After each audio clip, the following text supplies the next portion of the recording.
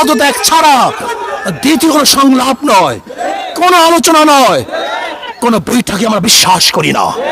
শুধু বৈঠক একটাই হবে, আমরা শুধু জানবো যে শেখ হাসিনা অমুক দিন গদি ছাড়ছে, এই শোনার অপেক্ষা আছি।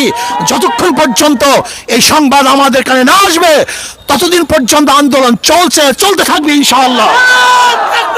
এর জন্য ইসলামী আন্দোলন বাংলাদেশ, তারা বাংলাদেশের জনগণ, মাটি ও মানুষের আন্দোলন করে, তাদের সাথে আছে, থাকবে। সেহেতু যখন যেই সময় যে আন্দোলন চলতেছে, এই আন্দোলনের সাথে ইসলামী আন্দোলন বাংলাদেশ সম্পৃক্ত আছে, থাকবে ইনশাআল্লাহ। আগামী সোমবার 5 তারিখ ঢাকায় লক্ষ লক্ষ মানুষ নিয়ে এই খুনি শেখ হাসিনার উৎখাতের জন্য, পদত্যাগের জন্য, গদিচ্যুত করার জন্য গণমিছিল হবে।